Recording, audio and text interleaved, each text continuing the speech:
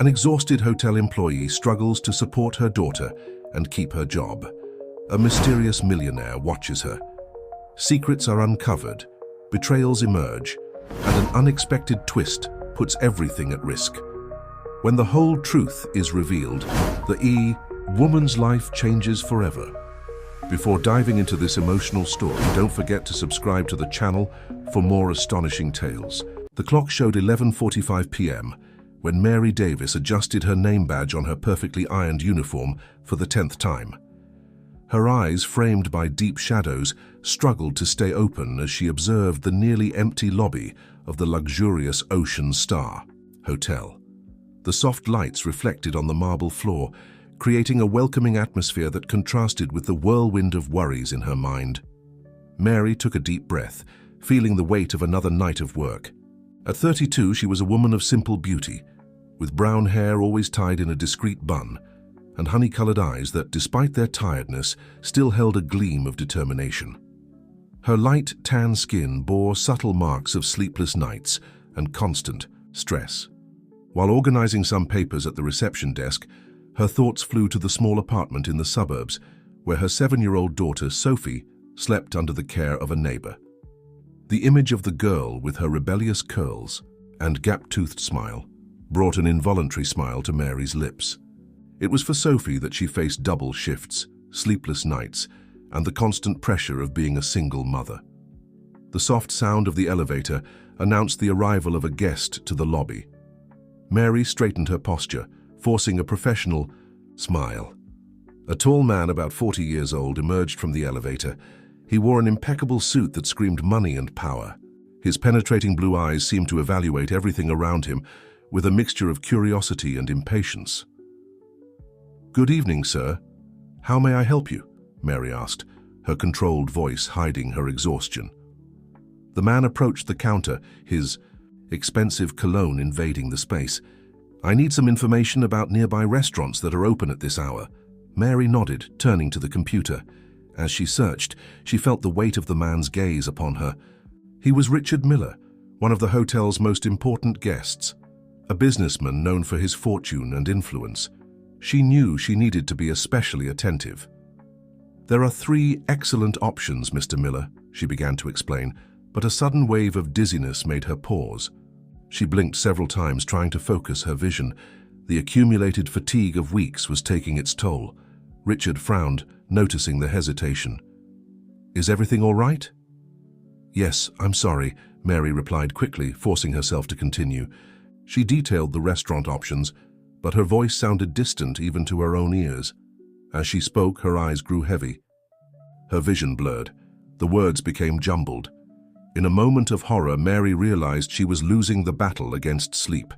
She tried to support herself on the counter, but it was too late. The world darkened. When Mary opened her eyes again, she felt a moment of panic. She was lying on the sofa in the staff break room, a blanket covering her body. She sat up abruptly, her heart racing. "Calm down, everything's fine," a male voice sounded beside her. It was Charlie, the night security guard, a middle-aged gentleman, with a gentle smile. "You fainted at the reception desk. The guest, Mr. Miller, called us." Reality hit her like a bucket of cold water. Mary covered her face with her hands, mortified. "My God, I fell asleep at work, in front of an important guest." Charlie placed a comforting hand on her shoulder. "Don't worry, child. Mr. Miller was very understanding. He even helped bring you here." Mary felt tears forming. All the exhaustion, worry, and fear she had been suppressing for the past few weeks threatened to overflow. "I'm going to lose my job, Charlie. How will I take care of Sophie? Her medications?" "Shh. Don't think about that now," Charlie gently interrupted her. "Rest a bit more. I'm covering the reception desk. We'll talk to management in the morning, okay?" Reluctantly, Mary nodded. As Charlie left, she leaned back on the sofa, letting silent tears fall. The image of Sophie, her cheerful laughter, echoed in her mind. How could she fail her daughter? Outside the break room, Richard Miller stood still, a thoughtful expression on his normally impassive face. He had witnessed the entire scene, the fainting, the genuine concern of her colleagues, and now the palpable fear of the young receptionist. Something in that scene touched him in a way he hadn't expected. The dedication of that woman, working to exhaustion, probably out of necessity. It was a reality far removed from his world of luxury and privilege. Richard walked slowly back to the lobby, his mind spinning. As he passed by the reception desk, something caught his attention. It was a photo half hidden behind the monitor, a smiling girl with rebellious curls hugging a teddy bear larger than herself. Next to the photo, a yellow post-it with hurried handwriting. "Pick up Sophie's medicine. Don't forget." In that moment, something changed inside Richard. The initial irritation at the employee's lack of professionalism transformed into a deeper understanding. This wasn't just a tired receptionist. She was a mother fighting with all her strength. Without thinking too much, Richard took a piece of paper and a pen. He hesitated for a moment, considering what he was about to do. It wasn't his custom to get involved in the lives of hotel staff he frequented, but something about this situation compelled him to act. With elegant handwriting, he wrote a brief message. "Your dedication is admirable. The path isn't always easy, but people like you make a difference. I hope this helps a little. Take care." Along with the note, he left a generous amount of money, enough to cover several months of medication, he imagined. Richard carefully folded the note, hiding the money inside, and placed it under the computer keyboard, where he knew Mary would find it the next morning. As he walked back to the elevator, Richard found himself reflecting on how much a small action could impact someone's life.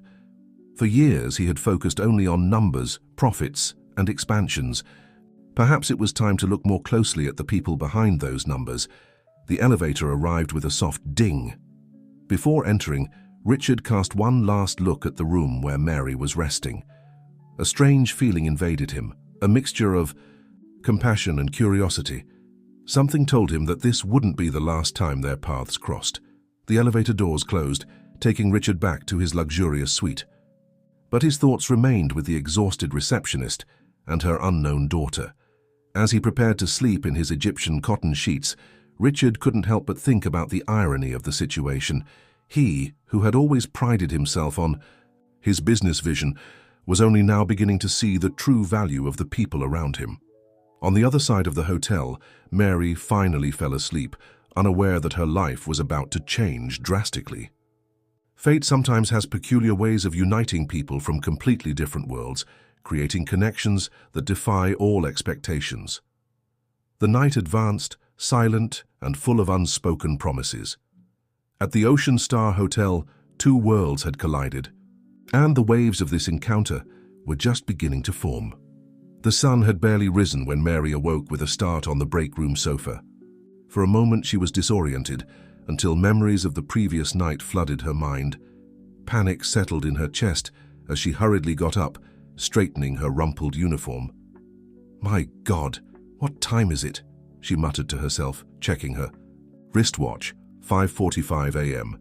Her shift would end in 15 minutes, but she knew she needed to face the consequences of her fainting before leaving. With a heavy heart, Mary walked toward the reception desk. The lobby was quiet, only the soft sound of the decorative fountain breaking the early morning silence. As she approached her post, she noticed Charlie, the security guard, napping discreetly in a nearby armchair. She smiled, grateful for the kindness of her colleague who had covered her position during the night. Sitting in her chair, Mary turned on the computer, preparing to hand over to the next shift. It was then that she noticed something unusual under the keyboard, a carefully folded piece of paper. Intrigued, she picked it up and unfolded it. Her eyes ran over the elegantly written message, and her breath caught in her throat upon seeing the amount of money hidden inside. The tears she had suppressed the night before now flowed freely down her cheeks. "This can't be," she whispered, reading the note several times. The unexpected generosity left her stunned. That money would solve her most urgent problems, Sophie's, medications, overdue bills, even allow her to take a few days off to rest. As she tried to process what was happening, Mary heard footsteps approaching. Quickly, she wiped away her tears and hid the money in her purse, leaving only the note on the table. "Good morning, Mary." The sharp voice of Rebecca Winters, the hotel manager, cut through the air. "I see you're already up. Great, we need to talk." Rebecca was a middle-aged woman, always impeccably dressed, with short grey hair and sharp eyes behind thin-framed glasses. Her rigid posture and serious expression made it clear she wasn't there for a friendly conversation. "Good morning, Mrs. Winters," Mary replied, trying to maintain her composure. I'd like to apologize for what happened last night. It was a terrible mistake and—" Rebecca raised a hand, interrupting her. "Spare me the excuses, Mary. What happened yesterday was unacceptable.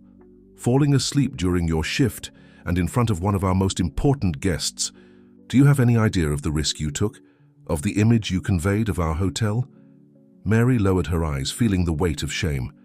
"I know, Mum. I have no excuses. What's this?" Rebecca interrupted her again, her eyes fixed on the note on the table. Before Mary could react, the manager picked up the paper, reading its contents with an increasingly grim expression. "So," Rebecca said slowly, her voice dangerously calm, "besides sleeping on duty, you're also accepting gifts from guests?" Mary's blood ran cold. "No, it's nothing like that, I swear. I didn't even know about this note until now. It was Mr. Miller who—" "Oh, so you're on such intimate terms with Mr. Miller that he leaves you little notes and gifts?" Rebecca raised an eyebrow, her voice laden with insinuation. "Interesting. You're misunderstanding everything," Mary protested, feeling panic growing. "I never—" "Enough, Mary," Rebecca cut in, her voice now icy. "I've always suspected something was wrong with your performance lately. Coming in late, looking exhausted. And now this. Do you know what this looks like?" Mary felt tears returning to her eyes. "Please, Mrs. Winters, I can explain. I've been working extra shifts to pay for my daughter's medications. I would never do anything to compromise my job or the hotel's reputation." Rebecca observed her for a long moment, her calculating eyes. "Well, Mary, let's say I believe you for now. But understand that I'm keeping an eye on you. One slip up and you're out, am I clear?"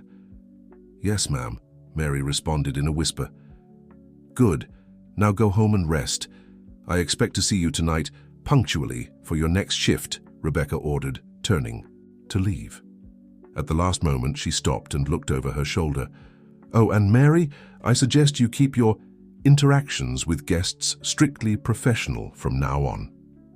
As soon as Rebecca left, Mary collapsed in her chair, shaking.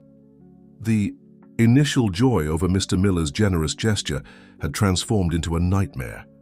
She knew Rebecca hadn't believed her explanation and now had an excuse to monitor her even more closely. At that moment, Charlie woke up, stretching. Seeing Mary's state, he approached, concerned. "What happened, girl? You're pale." Mary tried to smile but failed miserably. "Oh, Charlie, I think I just made my situation even worse." As she briefly explained what happened, Charlie listened attentively, his expression becoming increasingly concerned. "That Rebecca, always looking for trouble. Don't worry, Mary. We'll figure this out." "How, Charlie?" she practically accused. "Me of getting involved with guests for money," Mary whispered, horrified. Charlie sighed heavily. "Look, I've known Rebecca for years. She's always been like this, manipulative. She uses anything to pressure employees, but we won't let that happen to you, okay?"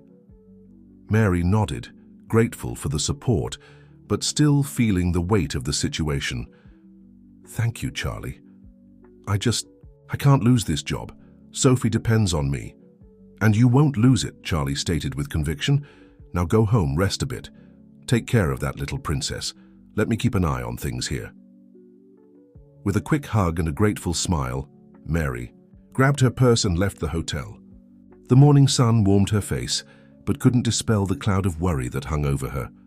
As she walked to the bus stop, Mary couldn't help but think about how her life had become complicated in a matter of hours.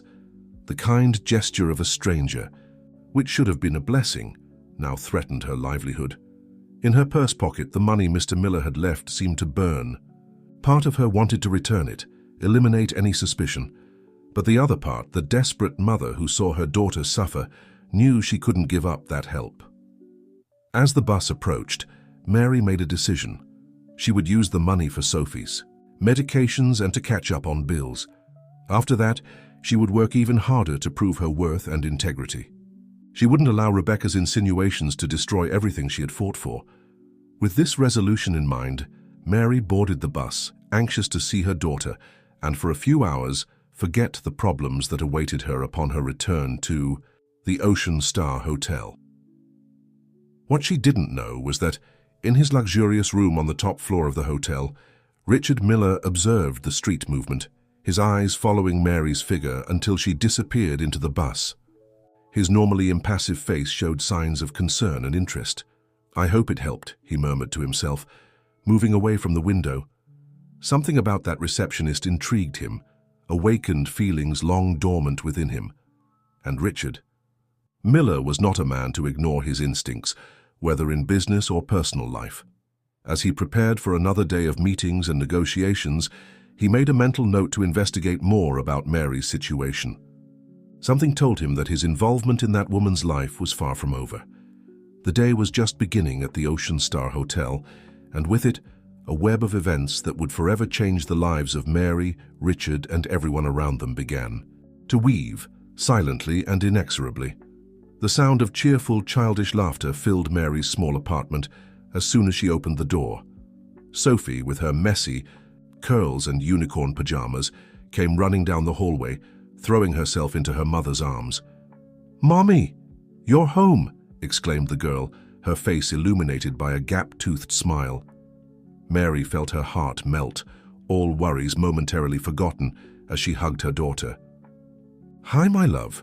Did you miss me?" "So much," Sophie responded, burying her face in her mother's neck. "Miss Lucille made pancakes, but they're not as yummy as yours." Lucille, the middle-aged neighbor who looked after Sophie during the nights, appeared in the kitchen doorway, wiping her hands on a dish towel. "Welcome back, Mary. Everything okay at work?" Mary's smile faltered for an instant, but she quickly composed herself. Everything's fine, yes. Thank you for looking after her, Lucille." "It's nothing. You know I adore this little munchkin," Lucille replied, affectionately ruffling Sophie's hair. "Well, now that you're here, I'll be going. Get some rest. You look exhausted." After Lucille left, Mary let herself fall onto the worn-out living room sofa, with Sophie nestled in her lap. "So, my love, what do you want to do today?" "Can we go to the park?" Sophie asked, her eyes shining with expectation. Mary hesitated. She was exhausted and needed to sleep before her next shift. But the hopeful face of her daughter melted her resistance. "You know what? Yes, but first, how about a hearty breakfast?" While preparing eggs and toast in the small kitchen, Mary couldn't stop thinking about the events of the previous night. The money that Richard Miller had left was hidden in her purse, weighing on her conscience. Part of her wanted to use it, immediately to buy Sophie's medications and pay some overdue bills. Another part feared the consequences if Rebecca found out. "Mummy, why do you look so sad?" Sophie's voice brought her back to reality. Mary forced a smile. "It's nothing, sweetheart. Mummy's just a little tired." Sophie observed her with that peculiar wisdom that some children possess. "Is it because of work? You work too much, Mummy?" Mary's heart tightened. "I work so we can have a good life, my love. For you to have your medications, nice clothes, go to school." "But I don't need pretty clothes," Sophie said, surprising Mary. "I just want you to be home with me more." Tears threatened to spring to Mary's eyes, but she held them back. "Oh, my love," she whispered, hugging Sophie tightly. "I promise I'll try to spend more time with you, okay?" After breakfast, they headed to the small neighborhood park. While Sophie played on the swing, Mary watched her, lost in thought. How could she balance her daughter's needs with the demands of work? And now, with Rebecca's suspicions hanging over her, everything seemed even more complicated. Suddenly, her cell phone vibrated. It was a message from Charlie, the hotel security guard.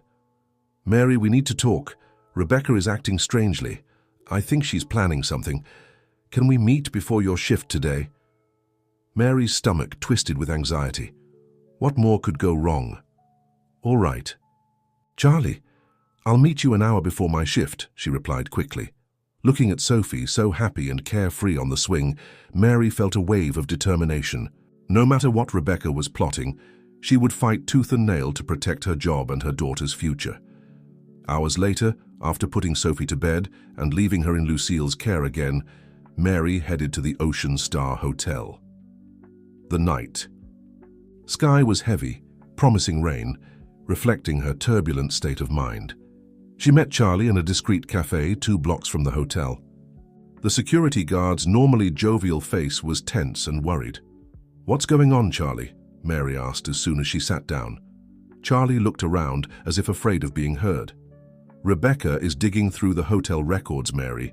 She requested access to all security camera footage from the last few days. And that's not all. I heard her talking on the phone about a surprise audit." Mary felt her blood run cold. "But why? What is she looking for?" "I'm not sure," Charlie replied, frowning.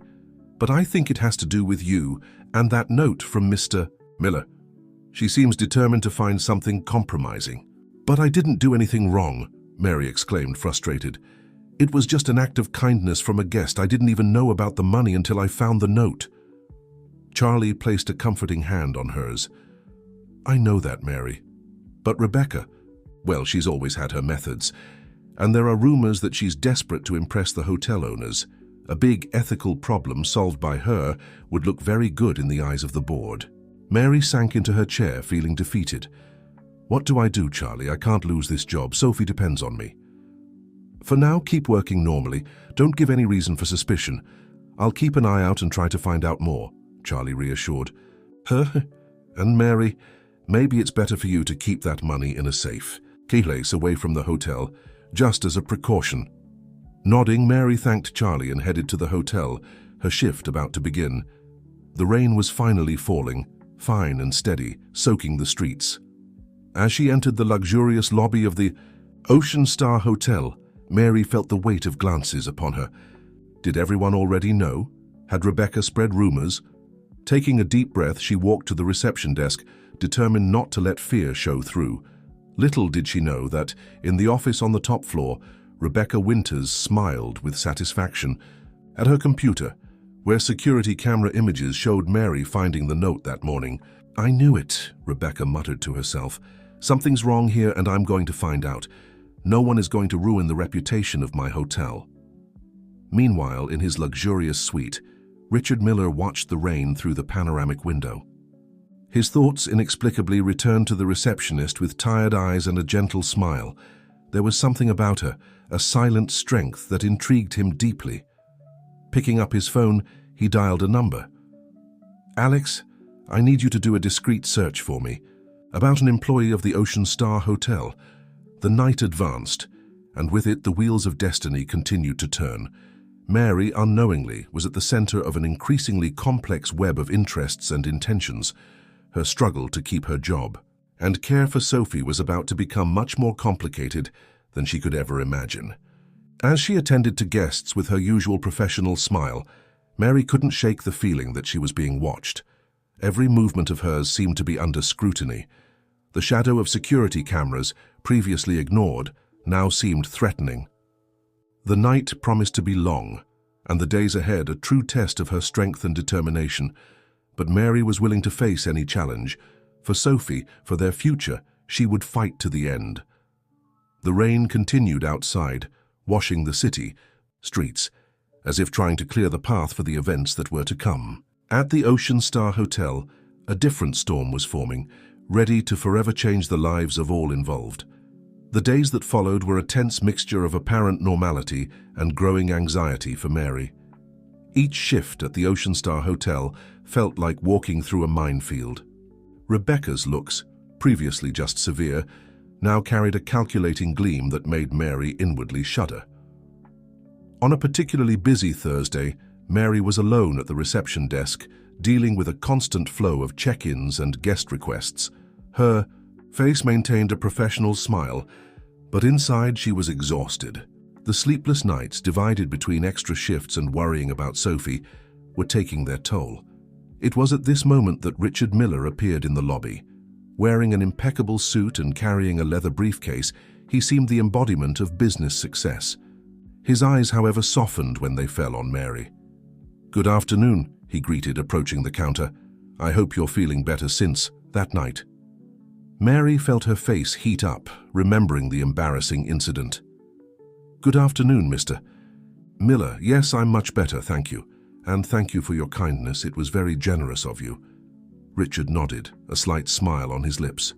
"You're welcome. We all need a helping hand sometimes." Before Mary could respond, Rebecca Winter's cutting voice sounded behind her. "Mr. Miller, what a pleasure to see you. I hope everything is in order with your stay." Richard turned to the manager, his demeanor subtly changing to a mask of professional cordiality. "Certainly, Mrs. Winters. As always, the service is impeccable." Rebecca smiled, but her eyes remained cold. "I'm glad to hear that. Mary," she turned abruptly, "I need to speak with you in my office. Now." Mary's heart raced. She cast an apologetic look at Richard before following Rebecca. As she entered the meticulously organized office of the manager, Mary felt like she was entering the lion's den. Rebecca closed the door and sat down, indicating the chair in front of her desk for Mary. For long moments, she merely observed the young receptionist, like a predator evaluating its prey. "Mary," Rebecca finally began, her voice dangerously calm, "do you have any idea what happens to employees who abuse guests' trust?" Mary felt her blood freeze. I don't understand, Mrs. Winters. I never—" "Don't lie to me," Rebecca cut in, slamming her hand on the desk. "I saw the recordings. I saw you taking that note, saw the money. Do you think you can fool everyone with this little act of yours? As a dedicated mother?" The words hit Mary like a punch. "It's nothing like that. It was just an act of kindness from Mr. Miller. I didn't ask for anything. I didn't do anything wrong."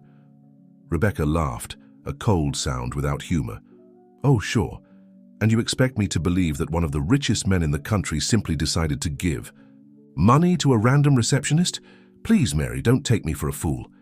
Tears of frustration and anger began to form in Mary's eyes. "It's the truth.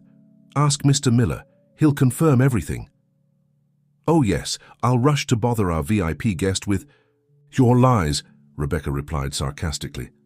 "No, Mary, this ends here. You have two options. Either you resign now quietly, or I'll open a case for improper conduct.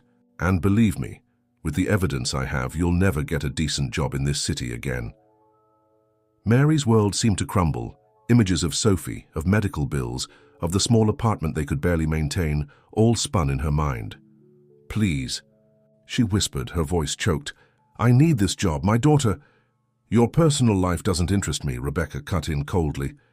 "You have until tomorrow to give me your decision. Now get out of my office." Staggering, Mary left the office. Barely able to contain her tears, she needed air, needed to think. She quickly headed for the back exit, ignoring the curious glances of her colleagues. In the alley behind the hotel, Mary finally let the tears flow freely. How could everything go so wrong? How would she explain to Sophie that they might not be able to pay for her medications anymore? "Mary?" A deep, gentle voice surprised her. It was Richard Miller standing at the entrance to the alley, a look of genuine concern on his face. "Mr. Miller," Mary stuttered, hurriedly trying to wipe away her tears. I'm sorry, I shouldn't—" Richard raised a hand, gently interrupting her. "Don't apologize. I overheard part of your conversation with Mrs. Winters. It seems my gesture caused more problems than help." Mary looked at him, surprised. "You heard? But how—" "The walls of this hotel are thinner than they appear," Richard replied with a slight smile. "Mary, I'm sorry. It wasn't my intention to cause all this trouble. Let me help clarify this misunderstanding." "No!" Mary exclaimed, startling them both with the vehemence of her reaction. "I mean, I appreciate your offer, Mr. Miller, but that would only make things worse. Mrs. Winters already thinks there's something improper between us." Richard frowned, clearly disturbed by the situation. "This is absurd. We can't let her destroy your career based on unfounded assumptions." At that moment, Mary's cell phone rang. It was Lucille, the neighbor who was looking after Sophie. "Hello? Lucille, what's wrong?" The voice on the other end sounded worried. "Mary, it's Sophie. She has a high fever, won't stop calling for you. I think we need to take her to the hospital." Mary's world seemed to spin. "Oh my God, I'm on my way right now." She hung up the phone, panic evident in her eyes. "What happened?" Richard asked, concerned by the sudden change in Mary's demeanor. "My daughter," Mary replied, her voice trembling. "She's sick, I need to go." Without thinking twice, Richard took his car keys from his pocket. "I'll drive you. It'll be faster than waiting for a taxi or bus." Mary hesitated for a second, but the urgency of the situation spoke louder. "Thank you," she murmured, following him to the parking lot. As the luxury car cut through the city streets, Mary felt as if she were living in two worlds simultaneously. The world of worry and fear for Sophie, and the surreal world of being in a millionaire's car who, inexplicably, seemed determined to help her. On the back seat, forgotten in the rush of the moment, lay Richard's leather briefcase. Inside it, documents that could change not only Mary's fate, but the entire balance of power at the Ocean Star Hotel. The city passed by in a blur through the car windows, and with each kilometer traveled, the lives of Mary and Richard became more intertwined, guided by forces that neither fully understood. The hospital approached on the horizon, and with it, an uncertain future full of challenges, revelations, and perhaps a chance at redemption for both. Richard's car pulled up, smoothly in front of the public hospital. Mary barely waited for the vehicle to come to a complete stop before jumping out, her heart pounding frantically in her chest. Richard followed close behind, his presence a silent anchor amid the chaos of emotions that dominated her. In the emergency room, they found Lucille holding a pale and feverish Sophie in her arms. The girl, usually so lively, seemed small and fragile under the fluorescent lights. "Mommy," Sophie called weakly upon seeing Mary, extending her little arms. Mary ran to her daughter, taking her in her arms. "I'm here, my love. Everything will be fine." She turned to Lucille, her eyes full of gratitude. "Thank you for bringing her, Lucille." The neighbor nodded, her curious gaze alternating between Mary and Richard. "You're welcome, dear. I hope it's nothing serious." A doctor approached, interrupting the moment. "Please, come with me. We need to examine the child." The following hours passed in a blur of exams, medical questions and tense waiting moments. Richard remained by Mary's side the entire time, offering silent support and dealing with hospital bureaucracy when necessary. Finally, the doctor returned with the results. "Ms. Davis, your daughter has had a relapse. The fever is a side effect of the medication, but also a sign that the current treatment isn't being as effective as we'd like." Mary felt the ground disappear beneath her feet. "What does that mean, doctor?" The doctor sighed, adjusting his glasses. "It means we need to adjust the treatment. There's a new medication available, more effective, but—" He hesitated, clearly uncomfortable. "But what?" Mary insisted, fearing the answer. "It's significantly more expensive," the doctor concluded. "And unfortunately, it's not covered by the basic health insurance plan." Mary closed her eyes, feeling the weight of the world on her shoulders. How could she pay for a more expensive treatment when she could barely afford the current one? And now, with the threat of losing her job. It was at this moment that Richard stepped forward. "Doctor, how much would this new treatment cost?" The doctor named an amount that made Mary gasp. It was more than she earned in several months. Richard, however, didn't blink. "Right. Please, start the treatment immediately. I'll cover all costs." "What?" Mary exclaimed, turning to face him. "Mr. Miller, I can't accept that. It's too much, Richard gently interrupted her. "Mary, please, let me help. It's not just for you, but for Sophie. No child should suffer for lack of resources." Tears of gratitude and confusion welled in Mary's eyes. Part of her wanted to refuse, to keep her pride intact. But looking at Sophie asleep in the hospital bed, she knew she couldn't put her pride above her daughter's health. "Thank you," she whispered, her voice choked with emotion.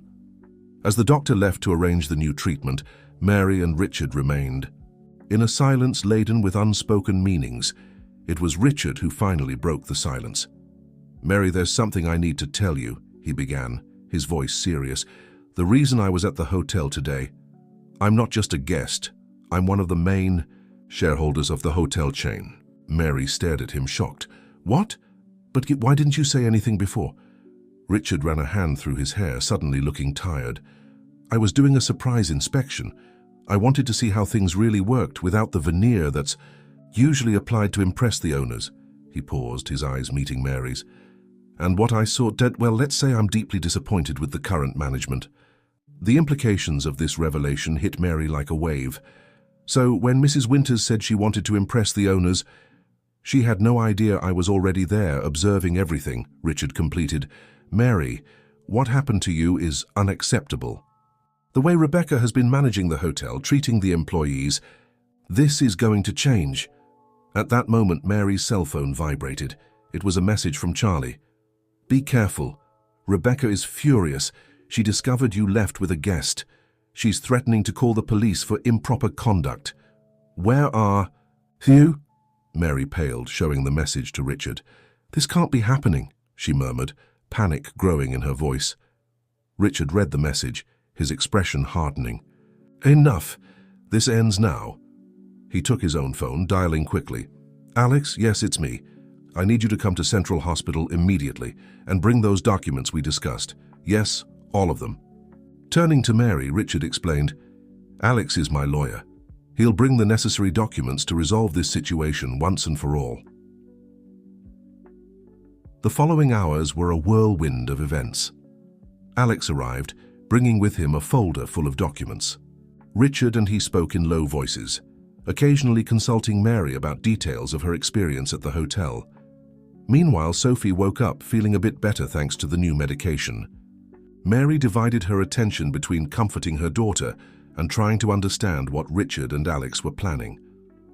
Finally, as night was advancing, Richard approached Mary, his face showing a mixture of determination and kindness. Mary, we've prepared everything. Tomorrow morning we'll go to the hotel. We're going to confront Rebecca and put an end to this situation. He paused, his eyes seeking hers. But before that, I need to know, do you trust me? Mary looked at Sophie, now sleeping peacefully, then at Richard. In a few hours, this man had completely changed the course of their lives. He was practically a stranger and yet had demonstrated more compassion and integrity than many she had. Known for years. Yes, she answered softly. I trust you. Richard nodded, a slight smile on his lips. Then rest a bit. Tomorrow will be a new day, and I promise you, things will change for the better. As Mary settled into the armchair next, to Sophie's bed, her mind whirled with the day's events. From threats of dismissal to surprising revelations, from despair to hope, everything had changed in a matter of hours. Outside Sophie's hospital room, Richard looked out the window, observing the city lights. His thoughts were focused on the battle that awaited them the next morning. Rebecca Winters didn't know it, but her reign of terror at the Ocean Star Hotel was about to come to an end. The night advanced, bringing with it the promise of a new dawn. On the horizon, the first lights of day began to appear, announcing not just a new day but the beginning of a new era for Mary, Sophie, and surprisingly, for Richard himself. Morning arrived with a mixture of apprehension and determination.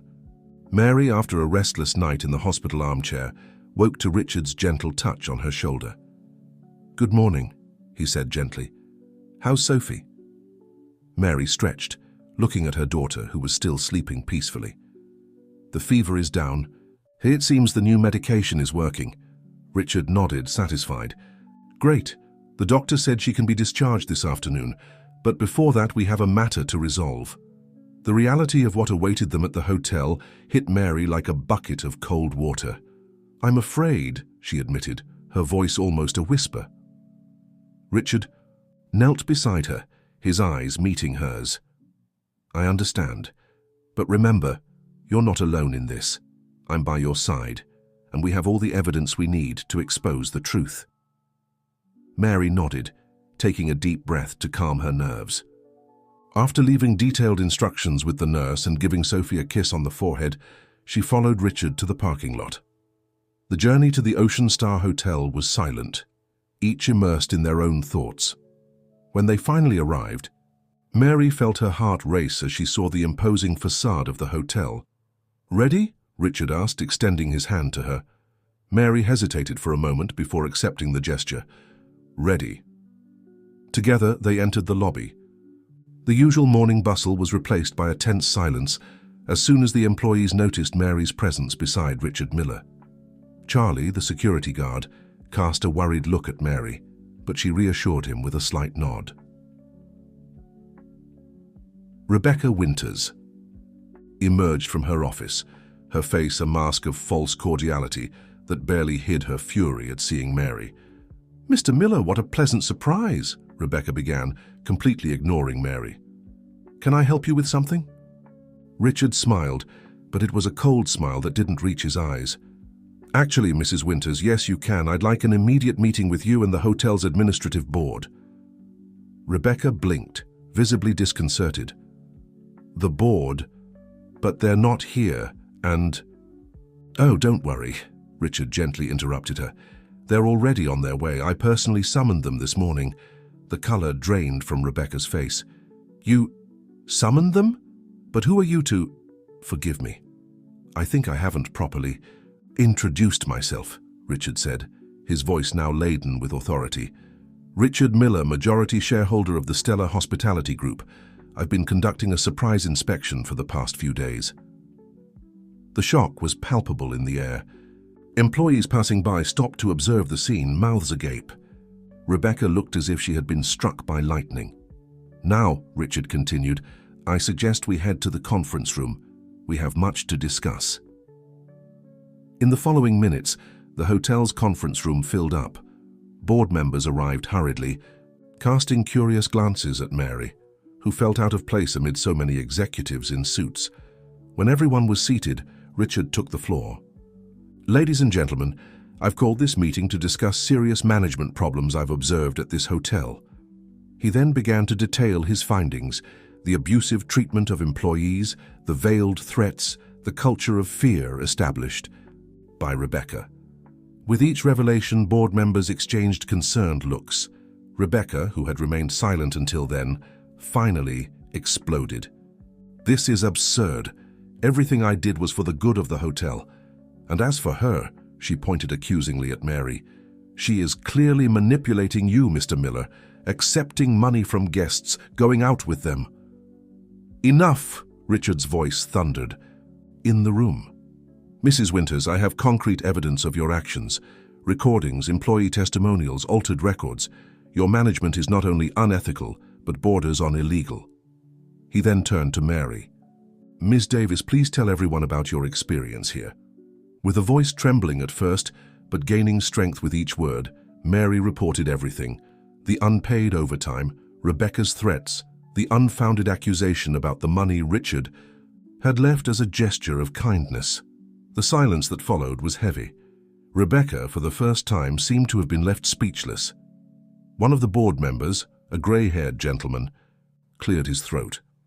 "Mr. Miller, these are very serious accusations. What do you propose?"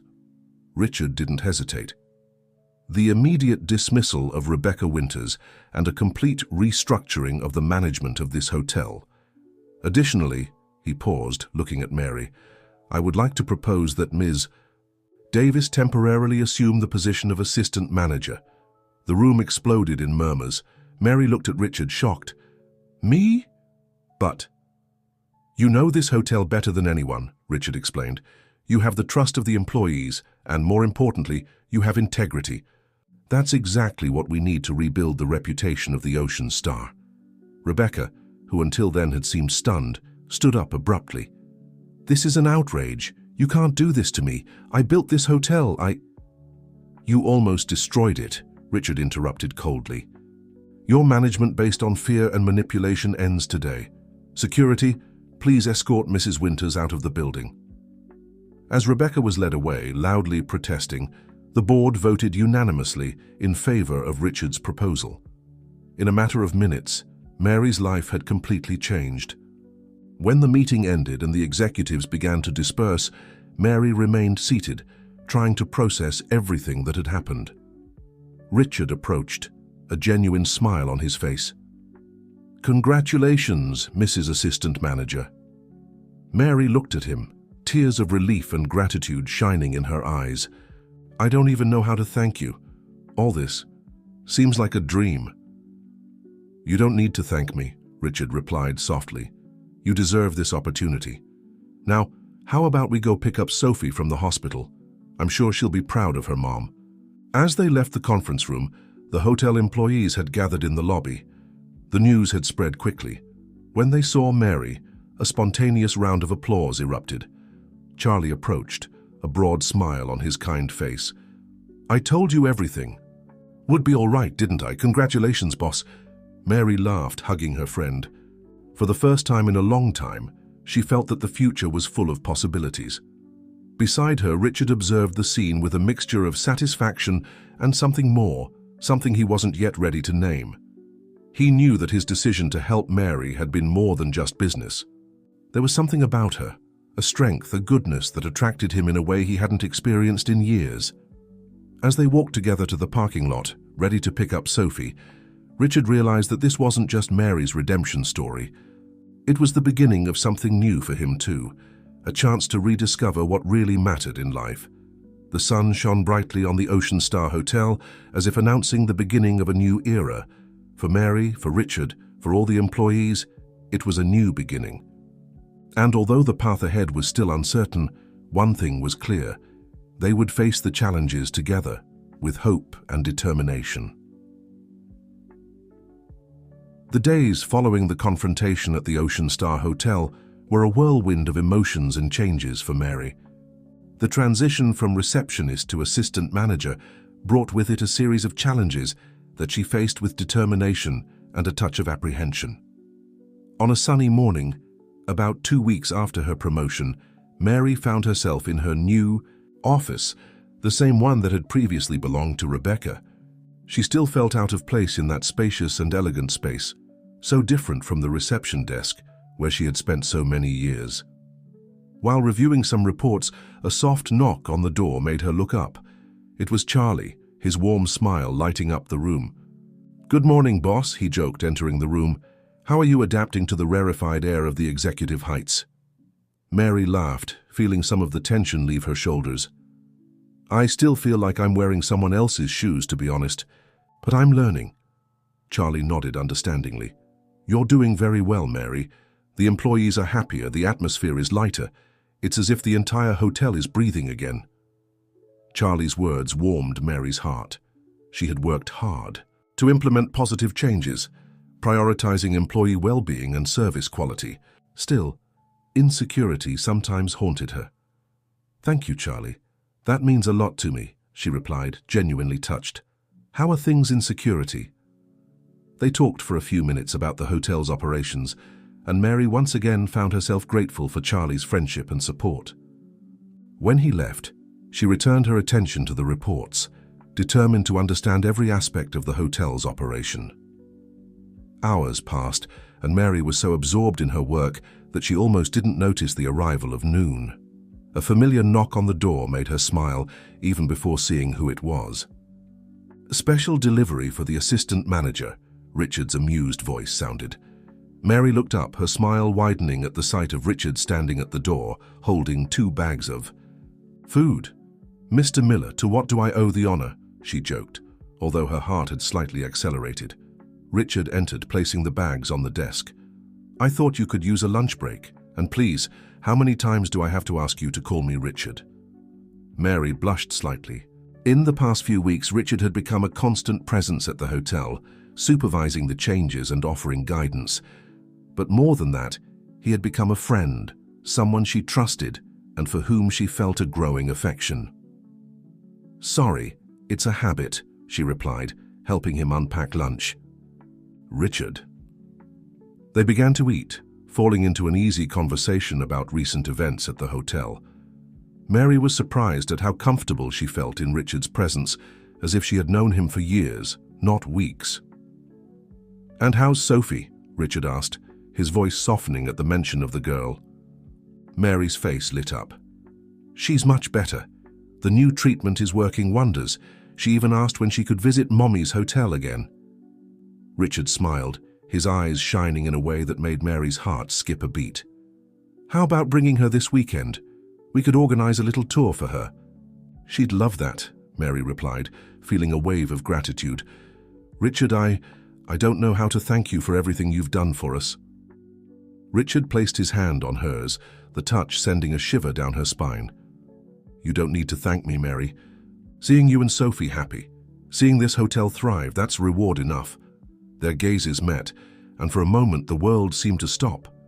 There was something growing between them, something that went beyond friendship or gratitude. But before either could act on these feelings, the phone rang, breaking the moment.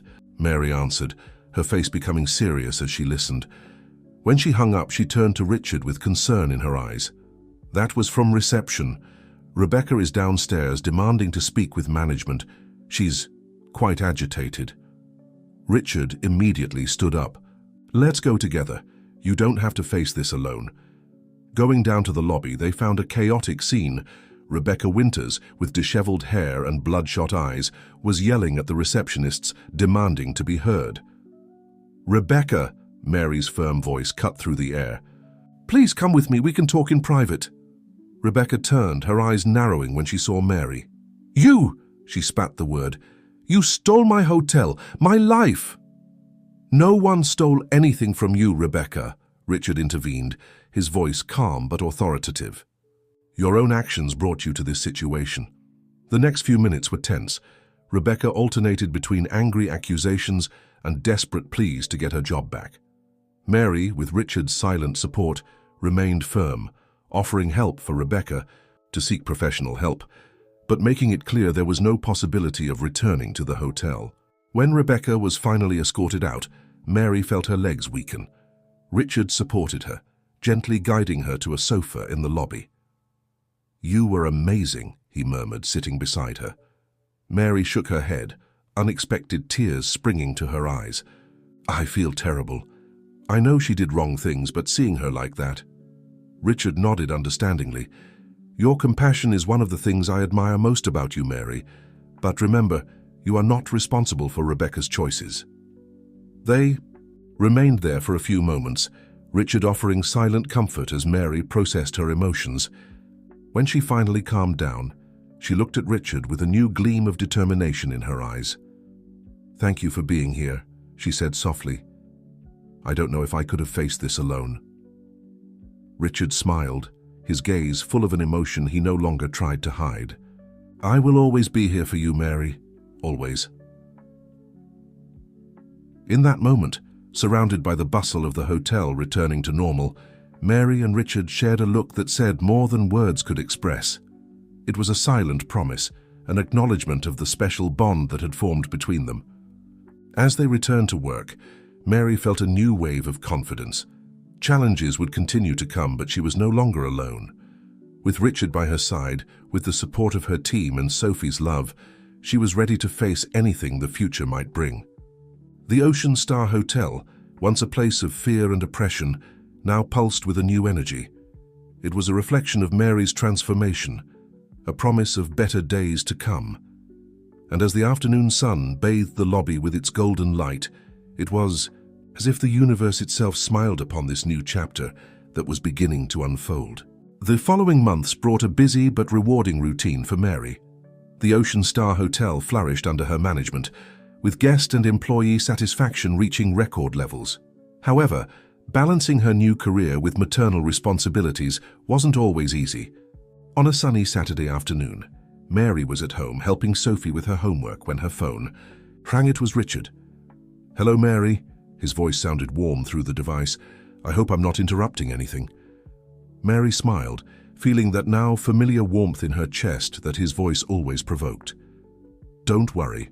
Sophie and I were just finishing some math exercises. What's up? Actually, Richard hesitated for a moment. I was thinking, would you both like to go out? There's a new amusement park in town, and I thought Sophie might enjoy it. Sophie's face lit up at the words amusement park. Mary laughed softly. I think I've just been put against the wall. Sophie seems very excited about the idea. Great. The excitement in Richard's voice was palpable. Can I come by in an hour? After confirming the details, Mary hung up the phone, a mix of emotions bubbling in her chest. Over the past few months, Richard had become a constant presence in their lives. It wasn't uncommon for him to show up with invitations for outings or dinners, always including Sophie in his plans. An hour later, the doorbell rang. Sophie ran to open the door, shouting excitedly, "Uncle Richard!"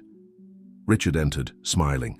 Broadly, he crouched down to hug Sophie, who immediately began to chatter about all the attractions she wanted to see in the park. Mary observed the scene with a tender smile. Seeing Richard interacting so naturally with Sophie always deeply touched her. He raised his eyes, meeting Mary's gaze, and for a moment, the world seemed to stop. "Hi," he said softly, standing up. "Hi," Mary replied, suddenly feeling shy. The trip to the park was an explosion of laughter, cotton candy, and excitement. Sophie dragged Richard from one ride to another, her energy seemingly inexhaustible. Mary followed them, her heart filling with joy at each laugh from her daughter. During a pause, while Sophie was entertained in a ring toss game, Richard turned to Mary. "You look happy," he observed, his eyes shining. Mary nodded, a soft smile on her lips. "I am. It's good to see Sophie like this, so carefree and joyful. After everything we've been through," Richard gently placed his hand on hers. "You're an incredible mother, Mary. Sophie is lucky to have you." Their gazes met, and for a moment, Mary felt as if the world around them disappeared. There was so much she wanted to say, so many emotions struggling to be expressed.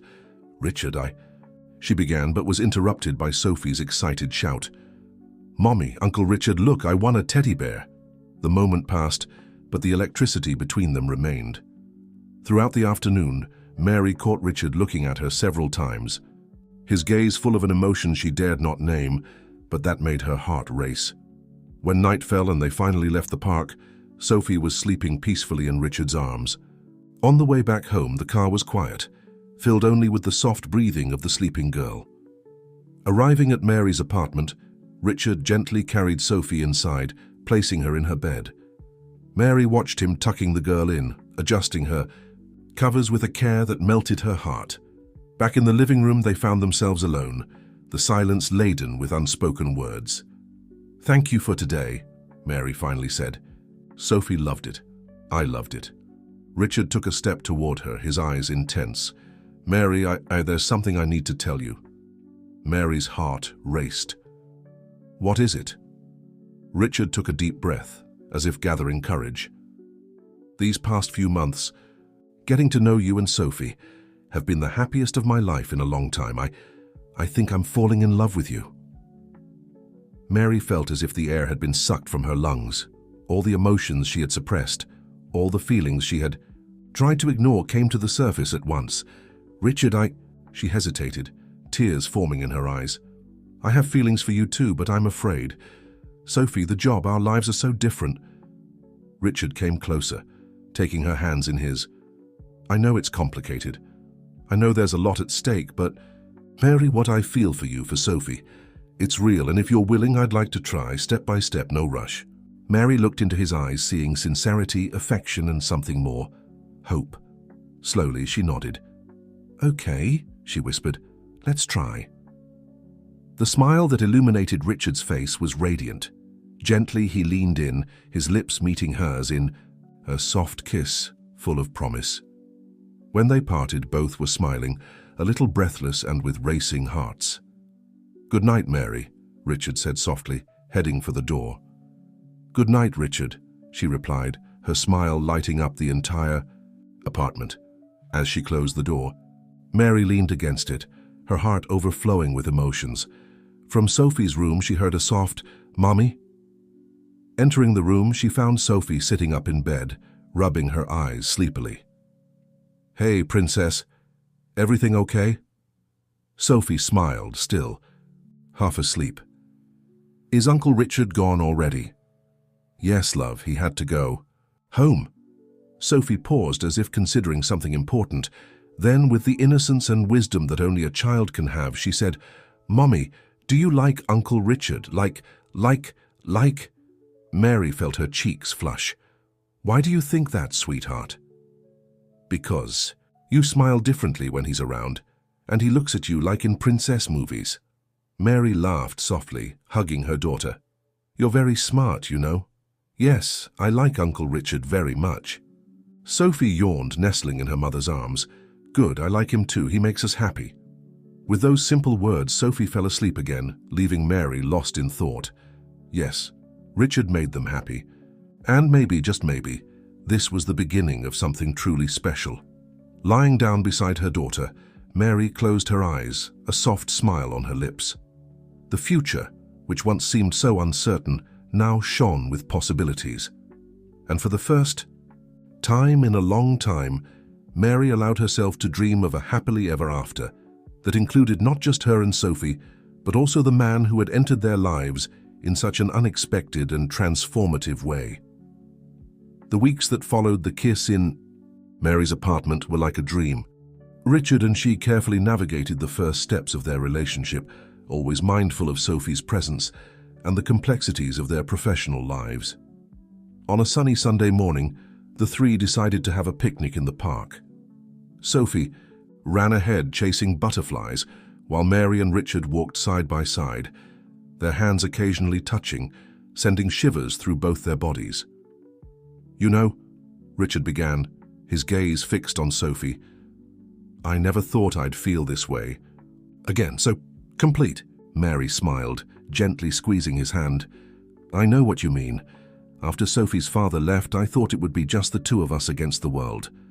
But now it's the three of us, Richard completed, turning to face her with a tender, Clysa. The moment was interrupted by Sophie, who came running toward them. Mommy, Uncle Richard, look what I found. In her hands, she carefully held a small fallen bird. I think it's hurt, she said, concern evident in her voice. Richard crouched beside her, gently examining the bird. It looks like it just fell from the nest. See, up there, he pointed to a nearby tree. Can we help it? Sophie asked, her eyes large and hopeful. Mary smiled, proud of her daughter's compassion. Of course we can, sweetheart, but we have to be very careful. The three spent the next hour trying to return the chick to its nest. Richard, with Sophie sitting on his shoulders, finally managed to place the small bird back to safety. When they returned to the picnic spot, Mary observed Sophie and Richard laughing together, and her heart filled with an emotion she couldn't fully name. It was more than happiness. It was a sense of belonging, of family. However, not everything was smooth sailing. The following week, Mary faced her first major challenge as assistant manager of the Ocean Star Hotel. An important group of guests, executives from a large company, was dissatisfied with their rooms and threatened to cancel their extended stay. The loss would be significant for the hotel. Mary spent hours negotiating, offering alternatives and seeking creative solutions. When she finally reached an agreement that satisfied the guests, she was exhausted but proud. Exiting a final meeting, with the group, she found Richard waiting in the hallway. I heard you saved the day, he said, a proud smile on his face. Mary blushed slightly. I just did my job. But yes, we managed to keep the guests and even earned a recommendation from them. Richard approached, taking her hands in his. You're amazing, you know that. The way you handle people, how you solve problems. I'm so proud of you. Their gazes met, and for a moment Mary felt as if she could lose herself in those blue eyes. She was about to respond when her phone rang, breaking the moment. It was Sophie's school. The girl had a fever and needed to be picked up immediately. Oh. No, Mary murmured, panic growing in her voice. I have an important meeting in half an hour with suppliers. I can't cancel, but Sophie... I'll go, Richard said without hesitation. I can pick up Sophie and take her home. You can go straight there as soon as you finish your meeting. Mary looked at him, surprised and grateful. You would do that, are you sure? Richard smiled, giving a soft kiss on her forehead. Of course. We're a team, remember? Those words, so simple and yet so profound, made Mary's heart leap. She nodded, grateful, and watched Richard leave quickly. Hours later, when Mary finally arrived home, exhausted from the long meeting, she found a scene that made her stop at the door, moved. Richard was on the sofa, Sophie asleep in his arms. A damp compress rested on the girl's forehead, and several medications and a glass of water were on the small table beside him. Richard was softly reading a storybook, even with Sophie already asleep. Noticing Mary, he smiled, putting a finger to his lips to indicate silence. Carefully, he stood up, carrying Sophie to her room. When he returned, he found Mary still, standing in the same place, silent tears rolling down her face. "Hey," he said softly, approaching. "Everything's okay, the fever is already down and she slept peacefully most of the time." Mary hugged him tightly, burying her face in his chest. "Thank you," she whispered, "for taking care of her, for being here, for everything." Richard hugged her back, kissing the top of her head. "Always, Mary, I will always be here for both of you." In that moment, something subtly changed between them. It wasn't just gratitude or attraction. It was the realization that what they had was deeper, more real than either had experienced before. Looking into each other's eyes, they shared a tender kiss, full of unspoken promises and hopes for the future. When they separated, Mary smiled, her eyes shining with a new certainty. "Would you like to stay for dinner? I can make something quick and we can eat right here in case Sophie wakes up." Richard nodded, his smile lighting up the entire apartment. "There's nowhere in the world I'd rather be." As they prepared a simple meal together, talking in low voices and exchanging affectionate glances, Mary felt a peace she hadn't experienced in years. The day's difficulties at work and with Sophie seemed small now, faced alongside someone who cared so deeply. The future was still uncertain, with challenges that would surely come. But that night, in that small apartment full of love and care, Mary knew they had found something special. A family built not by blood, but by love and the choice to be together, facing each day side by side. And so, amid soft laughter and whispered plans for the weekend, a new page of their lives began to be written, full of possibilities and the kind of love that transforms and heals. The months that followed brought a pleasant routine for Mary, Sophie, and Richard. Their relationship flourished, carefully balancing professional and personal life. At the Ocean Star Hotel, Mary continued to impress with her efficient and compassionate management, while at home, the three formed an increasingly cohesive unit. On a Friday afternoon, Mary was in her office finalizing some reports when she received an unexpected call. It was Alex, Richard's lawyer. "Good afternoon, Mrs. Davis." Alex's serious voice sounded through the phone. "Sorry to bother you, but we have a situation that requires your immediate attention." The concerned tone of Alex made Mary sit up straight, in her chair. "What happened, Mr. Alex?" "I received a judicial notification today. Rebecca Winters is suing the hotel. And you, personally." Mary felt as if the ground had disappeared beneath her feet. "What? But why?" Alex sighed heavily. "She alleges wrongful dismissal, defamation, and, well, there are accusations that your promotion was the result of an improper relationship with Mr. Miller." Mary's world seemed to spin. All the insecurities she had overcome in recent months threatened to resurface. "That's absurd. I know, Mary," Alex gently interrupted her. "And we're going to prove it. But we need to act quickly. Can you come to my office today?" After hanging up, Mary sat stunned. The fear of losing everything she had fought for consumed her. Her hands trembled when she picked up the phone to call Richard. His reaction was immediate. "I'm on my way to the hotel. We're going to face this together, Mary. Don't worry." When Richard arrived, he found Mary pale and shaken.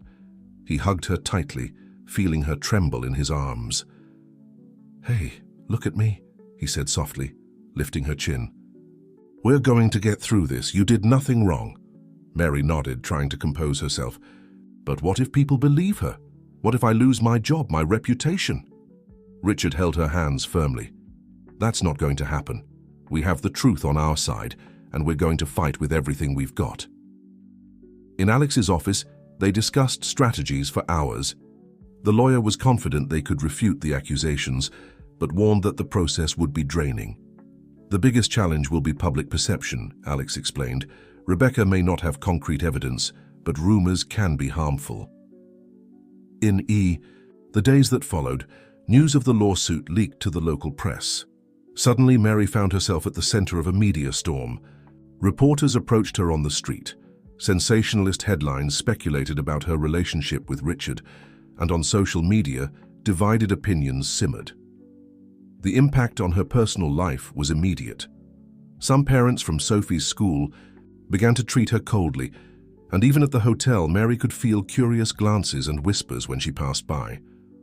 One night, after putting Sophie to bed, Mary collapsed in Richard's arms, the tears she had suppressed for days finally overflowing. "I don't know if I can handle this," she sobbed. Maybe I should resign, end this mess." Richard hugged her tighter, his heart breaking at seeing her so shaken. "No, Mary, we're not going to let Rebecca win like this. You worked hard, you deserve to be where you are." He moved slightly away, looking into her eyes. "Remember the day we met? You were exhausted, but still so dedicated. That's what made me notice you, not some initial romantic interest. You earned your position on your own merit." His words seemed to awaken something in Mary. Slowly, she straightened up, wiping away her tears. "You're right. I can't give up now, not just for me, but for Sophie, for all the employees who trust me." The next morning, Mary arrived at the hotel with a new determination. She gathered the entire team and, for the first time, spoke openly about the lawsuit and her relationship with Richard. "I know there are many rumors circulating," she began, her voice firm despite the inner nervousness. "I want you to know the truth directly from me. Yes, Richard and I are in a relationship, but it started long after my promotion, which was based solely on my work and dedication to this hotel." She paused, looking into the eyes of each employee. "I understand if some of you have doubts or concerns. I'm open to talking with each one of you. What we've built here in the last few months, the work environment, the team spirit is real and valuable. I won't let false accusations destroy that." To her surprise and relief, the reaction was overwhelmingly positive. Charlie was the first to speak up, his voice laden with emotion. "We're with you, Mary. We know who you are and how you got here." Other employees joined in, offering words of support and encouragement. Mary felt tears of gratitude forming in her eyes. In the days that followed, the tide began to turn. Employees and hotel guests began giving interviews defending Mary. Stories about her compassionate actions and efficient management began to circulate, contrasting with Rebecca's accusations. A week after the meeting with the team, Mary received a surprising call. It was an investigative journalist who had uncovered evidence of financial irregularities committed by Rebecca during her management at the hotel. "This changes everything," Alex said, reviewing the new documents. "With this, we can not only refute Rebecca's accusations but also open a countersuit." Mary hesitated. "I don't want revenge. I just want this to end." Richard, who was by her side, gently squeezed her hand. "The decision is yours, Mary, but think that this could prevent Rebecca from harming other people in the future." After much reflection, Mary decided to move forward with the countersuit. The legal battle would be long, she knew, but now she felt prepared to face it. That night, as she watched Sophie sleeping peacefully, Mary reflected on the emotional roller coaster of the past few weeks. She had been tested in ways she never imagined, but had also discovered an inner strength she didn't know she possessed. Richard joined her, hugging her from behind and softly kissing her shoulder. "What are you thinking about?" Mary turned, looking into the eyes of the man who had become her safe harbor. "I'm thinking about how unpredictable life is. A few months ago, I could barely keep my head above water. Now I'm in the middle of a battle I never imagined, but I'm not afraid anymore." Richard smiled, gently touching her face. "You're the strongest woman I've ever met, Mary, and I'm honored to be by your side on this journey." They kissed tenderly, the love between them stronger than ever, forged in the flames of adversity. As they prepared for bed, Mary knew the fight was far from over. But now, with Richard by her side, with the support of her team, and with the strength she had discovered in herself, she was ready to face any storm that came. The future was still uncertain, but for the first time in a long time, Mary faced it not with fear, but with hope and determination. The battle that Rebecca had initiated as petty revenge had transformed into an opportunity for Mary to prove, once again, what she was capable of. And so, embracing Richard, with the soft sound of Sophie's breathing coming from the room next, Dr. Mary fell asleep, dreaming not of tomorrow's challenges, but of the victories that were to come. The months that followed were an emotional and eventful roller coaster for Mary. The legal process dragged on, with hearings, testimonies, and a constant battle in the court of public opinion. Despite the strain, Mary remained steadfast, supported by Richard, her team at the hotel, and, surprisingly, by a community that was beginning to rally around her. On a particularly stressful afternoon, after another long session with the lawyers, Mary decided to take a walk to clear her mind. Her steps unconsciously led her to the park, where she used to take Sophie on weekends. Sitting on a bench, she watched the children playing, lost in thought. "Mary!" A familiar voice pulled her from her reverie. Turning around, she was faced with a figure she hadn't seen in years, Peter, Sophie's father. For a moment, Mary was speechless, a mixture of emotions, anger, hurt, confusion, flooding her chest. Peter looked nervous, aged beyond his years. Can I sit down?" he asked hesitantly. Mary nodded silently, trying to process the situation. "I saw the news," Peter began, his voice low. "About the lawsuit, about everything." Mary stared at him, her voice finally finding its way. "Why are you here, Peter, after all these years?" Peter sighed deeply. I wanted to apologize to you. I know it's too late, that it probably doesn't mean anything now, but leaving you and Sophie was the biggest mistake of my life." The words hit Mary like a punch. So many nights she had dreamed of hearing these words, and now that she finally heard them, she didn't know how to react. "You're right," she finally said, her voice trembling. "It is too late. Sophie and I have moved on. We have a new life now." Peter nodded, a sad smile on his lips. "I know, and I'm happy for you, really. I just wanted you to know that I'm proud of how you've handled all of this. You were always strong, Mary, stronger than I ever was." They talked for a few more minutes, Peter telling her about his life in recent years, his regret, his struggle to become a better person. When they finally said goodbye, Mary felt as if a weight had been lifted from her shoulders, a weight she didn't even know she was still carrying. Returning home, Mary found Richard and Sophie making cookies in the kitchen, flour scattered everywhere and laughter filling the air. The domestic scene hit her with unexpected force, making her realize how much her life had changed, how much she had grown. "Mommy!" Sophie shouted, running to hug her, leaving cookie dough marks on her clothes. "Look what we're making!" Richard approached, a warm smile on his face that quickly turned to concern when he saw Mary's expression. "Is everything okay?" he asked softly. Mary nodded, tears forming in her eyes. "Yes, I ran into Peter today." The surprise on Richard's face was evident, but he waited patiently for her to continue. That night, after putting Sophie to bed, Mary and Richard talked at length. She shared the details of the encounter, the emotions it had awakened, the sense of closure it had brought. "How do you feel now?" Richard asked gently, holding her hands. Mary reflected for a moment. "I feel free, as if the last link that tied me to the past had finally broken.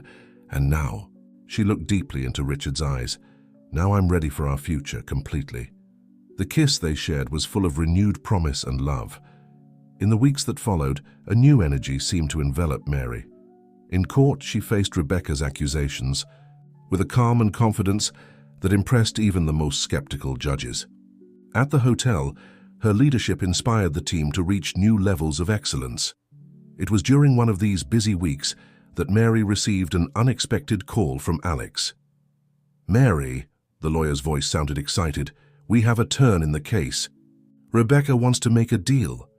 The news caught Mary by surprise. "A deal? But why? I thought she was determined to take this to the end."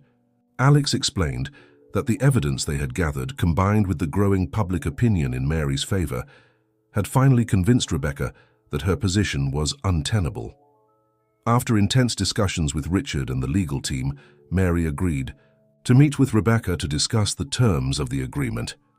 The meeting was scheduled to take place in a neutral office. On the appointed day, Mary entered the meeting room with her heart racing, but her head held high. Rebecca was already there, looking like a shadow of the confident and intimidating woman she used to be. "Mary," Rebecca began, her voice surprisingly soft, "thank you for agreeing to meet with me." What followed was a surprisingly frank conversation. Rebecca admitted her mistakes, explained the pressures and insecurities that had led her to act in such a destructive way. Mary, in turn, shared how Rebecca's actions had affected not just her, but the entire hotel staff. At the end of the meeting, they reached an agreement that satisfied both parties. Rebecca would withdraw all accusations and make a public statement clarifying the situation. In exchange, Mary would not proceed with the countersuit, allowing Rebecca to maintain a chance to rebuild her career elsewhere. When Mary left the meeting, she felt strangely light. It wasn't just the relief of seeing the case coming to an end, but a deeper sense that a cycle had been completed. That night at home, Mary, Richard, and Sophie celebrated with a special dinner. As she watched the two beings she loved most in the world laughing and talking, Mary felt a wave of gratitude so intense it almost left her breathless. "Is everything okay, love?" Richard asked, noticing her thoughtful expression. Mary smiled, tears of happiness shining in her eyes. "Everything is perfect. I just never imagined my life could be like this, so full, so complete." Sophie, perceiving her mother's emotion, ran to hug her. "I love you, Mommy," she said simply. Richard joined the embrace, enveloping them both. "We're a family," he said softly, "and nothing and no one will change that." In that moment, surrounded by the love of her family, Mary knew with certainty that no matter what challenges the future might bring, she was ready to face them. With Richard by her side, Sophie as her guiding light, and the strength she had discovered in herself, there was nothing she couldn't overcome. The path that had brought her here had been long and often painful, but each step, each obstacle, had been necessary to lead her to this moment of pure happiness. And as the sun set outside, painting the sky with shades of pink and gold, Mary hugged her family tighter, grateful for every moment that had led her to this new beginning. The months following the agreement with Rebecca brought a long-awaited peace to Mary's life. The Ocean Star Hotel flourished under her leadership, with guest and employee satisfaction levels reaching record highs. Her relationship with Richard grew stronger by the day, and Sophie seemed happier than ever. On a sunny Saturday afternoon, as they strolled through the park, Richard surprised Mary and Sophie with an unexpected proposal. "What do you think about taking a trip?" he asked, a gleam of excitement in his eyes.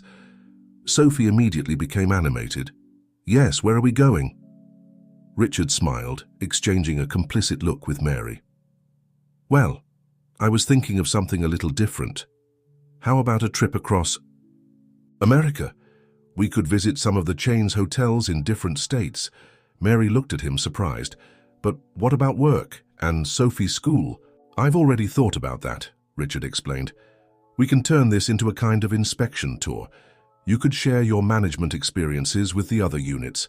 As for Sophie, we could arrange private tutoring during the trip. It would be an incredible educational experience for her." The idea began to take shape in Mary's mind. It was bold, different from anything they had ever done, but at the same time incredibly tempting. "What do you think, Sophie?" Mary asked, carefully observing her daughter's reaction. Sophie's eyes sparkled with excitement. "Can we see the ocean and the forest and the mountains?" Richard laughed. "All that and much more, Princess." Mary felt a mix of emotions, enthusiasm, apprehension, expectation. "Well," she finally said, a smile forming on her lips, "I guess we have a trip to plan." The following weeks were a whirlwind of preparations. At the hotel, Mary worked tirelessly to ensure everything would be in order during her absence. Charlie was appointed interim manager, a decision that was met with unanimous approval from the team. "Don't worry," Charlie reassured her. "We'll take care of everything here. You deserve this time with your family." The eve of departure arrived faster than expected. As they packed, Mary couldn't help but feel a pang of anxiety. "What if something goes wrong at the hotel?" she asked Richard, nervously folding a blouse. Richard approached, enveloping her in a comforting hug. "Mary, you've built an amazing team. They are more than capable of handling anything that comes up. Besides," he added with a smile, "you'll be just a video call away." His words calmed Mary's nerves. She took a deep breath, finally allowing herself to feel the excitement of the adventure that awaited them. The next morning, they departed for their first destination, Miami. Sophie was glued to the airplane window, marveling at the view of the clouds and, later, at the spectacle of the magic city revealing itself below them. The days in Miami were magical. Between visits to the local hotel and meetings with the staff, they found time to explore the beaches, visit attractions, and marvel at the vibrant culture. Sophie absorbed each new experience with contagious enthusiasm, filling her travel journal with drawings and observations. From there, they headed to the northeast, exploring the historic charm of Boston. Mary was impressed with the boutique hotel of the chain, perfectly integrated into the historic architecture. During a walk through the Freedom Trail, observing Sophie's wonder at the stories of the American Revolution, she felt a deeper connection with her country's history than she had ever experienced before. The journey continued, taking them to the West Coast with its stunning landscapes, to the Midwest with the impressive Great Lakes, and finally to the mountains where they explored the beauty of the Rockies. At each stop, Mary not only inspected the hotels, but also shared her experiences and learnings. She was surprised to realize how much she had grown professionally over the last few years, and how her ideas were valued and implemented in other units of the chain. For Sophie, the trip was a living lesson in geography, history, and science. Her tutor, hired to accompany them, skillfully integrated daily experiences into the school curriculum. The girl flourished, her natural curiosity fed by each new discovery. Richard, for his part, observed with pride and love the growth of both. He saw in Mary not just the woman he loved, but an inspiring leader who positively transformed each place she went. One night, as they dined at a restaurant overlooking Niagara Falls, Richard surprised Mary yet again. "I have something to ask." "You," he said, his voice trembling slightly with nervousness. Mary looked at him curious as he took a small box from his pocket. Her heart raced as she realized what was about to happen. Richard knelt beside the table, opening the box to reveal a beautiful ring. "Mary Davis, these months traveling with you and Sophie have only confirmed what I already knew. I want to spend the rest of my life by your side. Would you do me the honor of marrying me?" Tears of happiness sprang to Mary's eyes. She looked at Sophie, who was watching the scene with a huge smile, and then back at Richard. "Yes," she answered, her voice choked with emotion. "Yes, 1,000 times yes." As Richard slipped the ring onto her finger, their lips met in a kiss full of promise and love. Sophie clapped excitedly, then rushed to join them in a group hug. That night, after putting an exhausted Sophie to bed, Mary and Richard sat on the hotel room balcony, hand in hand, gazing at the stars. "I never thought I could be this happy," Mary confessed, her eyes reflecting the moonlight. "After everything that happened, all the struggles, it seemed impossible."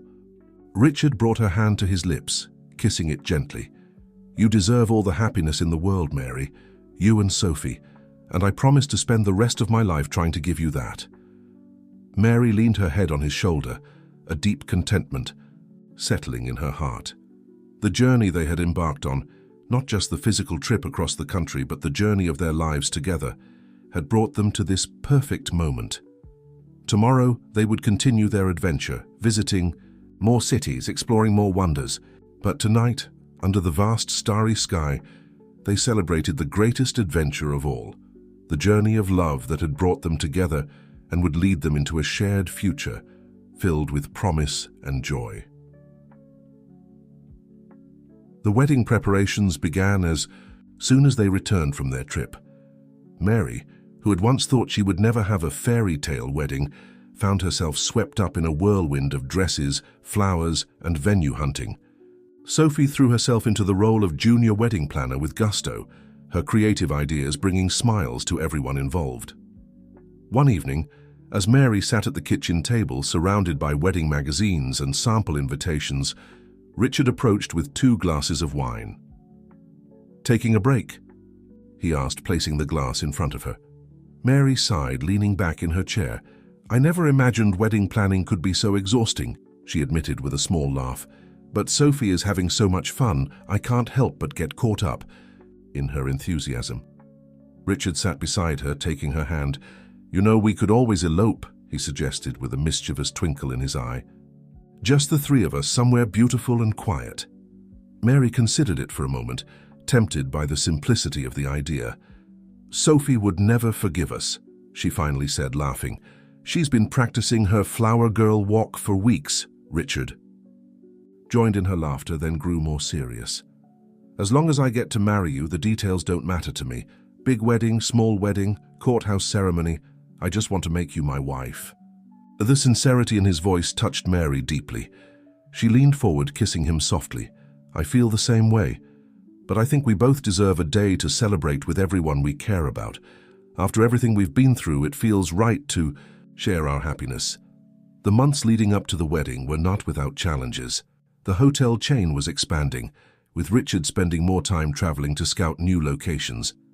Mary's responsibilities at the Ocean Star increased as the hotel's reputation soared under her management. Balancing work, wedding planning, and family time required constant juggling. Yet through it all, they maintained their connection, making sure to carve out special moments for just the 3 of them. Friday movie nights became sacred, a time when work was set aside and phones were silenced. Sophie thrived in this environment of stability and love, her once fragile health now robust, her academic performance stellar. 2 weeks before the wedding, Mary received an unexpected email. It was from Peter, Sophie's father. He had seen the engagement announcement in the local paper and wanted to congratulate her. At the end of the email, he asked a question that left Mary staring at her screen in shock. Would she consider allowing him to see Sophie? Mary's first instinct was a firm no. Peter had abandoned them when Sophie was barely a year old, showing no interest in his daughter's life for years. The thought of him disrupting the happiness they had found with Richard made her blood boil. But as her initial anger subsided, Mary found herself conflicted. Didn't Sophie have a right to know her biological father? What would it mean for her daughter to reject this connection without even consulting her? That night, after Sophie was asleep, Mary showed the email to Richard. She watched his face carefully as he read, afraid of seeing jealousy or resentment. Instead, he looked up with compassion in his eyes. "This is a big decision," he said softly. "How do you feel about it?" Mary sat beside him on the couch, her emotions tumultuous. "Part of me wants to delete the email and pretend it never arrived. He gave up the right to be in Sophie's life when he walked out on us. But another part wonders if I'm being selfish, if Sophie would resent me someday for keeping her father from her." Richard pulled her close, his presence a comfort. "I don't think there's a perfect answer here, but I know you'll make the decision that's best for Sophie, and whatever you decide, I'm with you 100%. His unwavering support gave Mary the strength to think clearly. After much reflection, she decided to meet with Peter alone first, before involving Sophie. If his intentions seemed genuine, if he was truly ready to be a positive presence in Sophie's life, then perhaps a carefully managed reunion could be arranged. The meeting took place at a neutral coffee shop. Mary arrived early, her nerves on edge. When Peter walked in, she was struck by how ordinary he looked, neither the villain she had sometimes made him out to be in her darkest moments, nor the charming young man who had once swept her off her feet. Just a middle-aged man with regret etched into the lines of his face. Their conversation was awkward at first, years of unspoken words hanging between them. Peter spoke of his journey since leaving, his struggles with addiction, the therapy that had finally helped him face his demons, his slow climb toward becoming a person he could respect. He showed Mary photos of his new family, a wife who knew his past and 2 stepchildren he was helping to raise. "I don't expect to waltz back into Sophie's life as if nothing happened," he said, his voice sincere. "I know I'm a stranger to her. I want the chance to know my daughter, even a little, to let her know I didn't leave because of her." Mary listened, searching for any hint of deception or ulterior motive. Finding none, she made a cautious decision. "I'll talk to Sophie.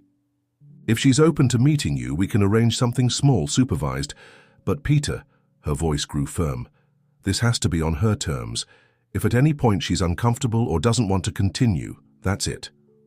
Peter agreed readily, gratitude evident in his eyes. "Thank you, Mary. You've built a beautiful life for her. I've seen the pictures in the papers. She looks so happy with you and Richard. I'm not trying to disrupt that, I promise."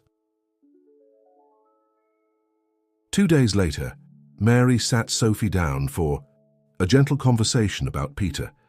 She explained who he was, why he had been absent, and that he wanted to meet her. She was careful to present the facts without bias, allowing Sophie to form her own feelings. Sophie's reaction surprised her. Instead of the anger or confusion Mary had feared, her daughter was simply curious. "Does he like space too?" she asked, referring to her current obsession with astronomy. "Does he know I'm going to be in a wedding soon?" Mary marveled at children's resilience, their capacity for forgiveness unburdened by adult complications. "I don't know if he likes space, sweetie, but you can ask him if you want to meet him." Sophie thought for a moment, then nodded. "I think I'd like to meet him, just to see." The meeting was arranged for the following weekend, a brief lunch at a restaurant with a playground. Richard offered to come along for moral support, but Mary felt it was important for this first encounter to be just the 3 of them. The lunch went better than Mary could have hoped. Peter was nervous but genuine, answering Sophie's rapid-fire questions with patience and humor. Sophie, for her part, showed none of the shyness she sometimes exhibited with strangers, seemingly fascinated by this new person who shared her curly hair and love of cherry ice cream. By the time they said goodbye, with a tentative plan to meet again after the wedding, Mary felt a weight lift from her shoulders. This new development, which she had initially feared would complicate their lives, instead felt like the closing of a circle. One more piece of their past finding its proper place as they moved toward their future. The night before the wedding, as Mary tucked Sophie into bed, her daughter looked up with serious eyes. "Mommy, after tomorrow, will Richard be my real dad?" Mary sat on the edge of the bed, smoothing Sophie's curls. "Well, legally he'll be your stepfather, but in all the ways that really matter, yes, he'll be your dad. He already loves you like a daughter." Sophie nodded, satisfied. "Good. I already have a Peter, but I need a dad too." Mary's heart swelled with love for this wise little person. "You're pretty lucky, you know that? Some kids have one person who loves them, and you have so many." Sophie grinned, her gap-toothed smile still endearing even as her adult teeth continued to fill in. "I know, I'm the luckiest kid in the whole wide world." As Mary kissed her goodnight and tiptoed from the room, she reflected on the journey that had brought them here. From that night of exhaustion at the hotel reception desk to tomorrow's walk down the aisle, every step, even the painful ones, had been necessary. Without the struggles, the fear, the moments of despair, they might never have found their way to this abundance of love. The wedding day dawned clear and bright, as if nature itself was celebrating with them. Mary stood before the mirror in her simple but elegant gown, her mother adjusting the veil with tears in her eyes. "You look beautiful, sweetheart," her mother said, voice thick with emotion. "I'm so proud of the woman you've become, of the mother you are. Your father would have been so proud too." Mary hugged her mother tightly, grateful for her unwavering support through all the difficult years. "Thank you, Mom, for everything." Knock at the door revealed Sophie, resplendent in her flower girl dress, bouncing with excitement. "Mommy, it's almost time. Richard says his heart is doing somersaults in his chest." "Is that even possible?" Mary laughed, kneeling to her daughter's level. "When you love someone very much, it certainly feels possible." As the music began and Mary prepared to walk down the aisle, She took a deep breath. Ahead of her, Sophie scattered rose petals with dramatic flair, drawing chuckles from the assembled guests. And at the end of the aisle stood Richard, his eyes filled with such love that Mary felt her own heart doing somersaults. Step by step, she moved toward her future, toward the family they had built together, not from obligation or circumstance, but from choice, from love, from the recognition of something precious found amid life's chaos. "Ready?" Richard whispered as she reached his side. Mary smiled, taking his hand. More than ready. And as they spoke their vows, surrounded by friends and family, Mary knew that this was not the end of their story, but the beginning of a new chapter, one they would write together, day by day, with all the courage and love they had found in each other.